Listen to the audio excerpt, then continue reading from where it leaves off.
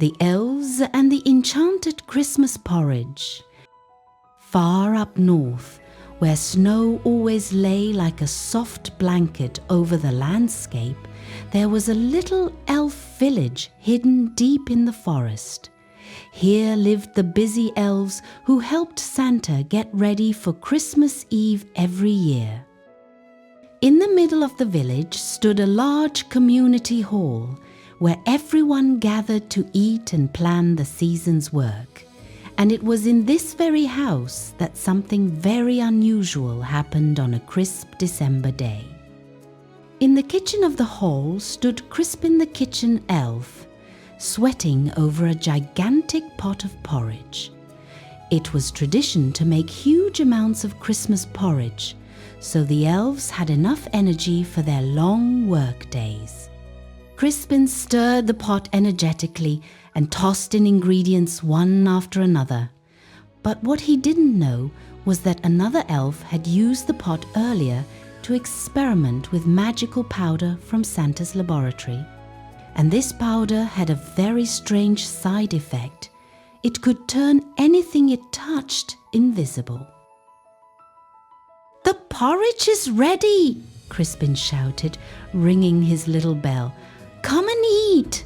The elves poured into the hall, laughing as they sat down at the long tables. They scooped the porridge into big bowls and ate happily. But only a few minutes later, something very strange began to happen. Can anyone see my hand?" An elf shouted while waving it, or rather, waving where it should have been. "My hat! Where's my hat? It was just on my head," another cried. "But we can't see you, you're invisible," a third elf shouted, beginning to panic. Before long, they realized that the entire group had turned completely invisible. They stared around in shock, but could only hear each other. There were no hats, hands, or boots to be seen.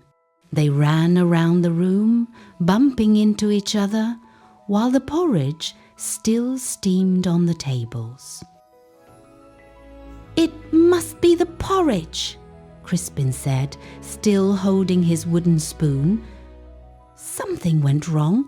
I knew it smelled a little funny." "Something went wrong?"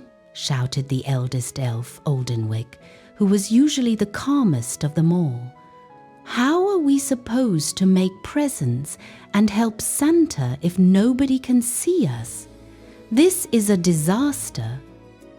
After several minutes of panic, the invisible elves began forming a plan. If they were going to save Christmas, they had to find a way to undo the porridge's magic. They remembered that Santa had a big book of old recipes and spells for emergencies. The only problem was that the book was inside Santa's house, where he was already busy packing the sleigh.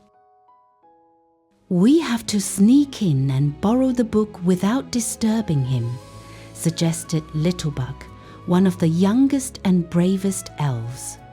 "But we're invisible," another said. "What do we do if he notices us?" "We don't explain anything," Oldenwick said firmly.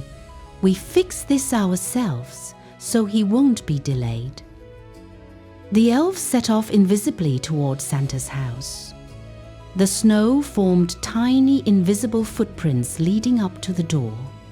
Inside, Santa sat reading his long wish list aloud to Rudolph, who nodded seriously.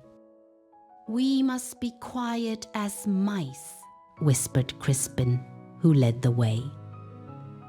They tiptoed into the living room and quickly spotted the book on the shelf. "Here it is," Littlebuck whispered, carefully flipping through the pages. "Recipes for magical foods. Look, there's an antidote. 1 tablespoon of glitter dust and a pinch of pomegranate juice," Crispin read. "But we don't have glitter dust. That's only in Santa's workshop." It quickly became clear they had to sneak into the workshop. The invisible elves stumbled around toys and wrapping paper until they finally found the small jar. After a bit of chaos, they managed to mix the antidote in a fresh pot. When the antidote porridge was ready, the elves each took a spoonful. One by one, they became visible again. Their little red noses, red hats, and warm smiles reappeared, and soon they could see each other just like before. "We did it!" Oldenwick cheered as the entire group celebrated. "Christmas is saved!"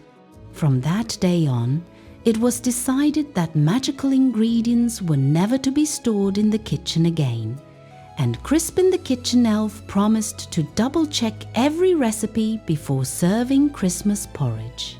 Christmas was celebrated just as planned, and the elves laughed for days about their invisible adventure while eating a new batch of completely ordinary porridge.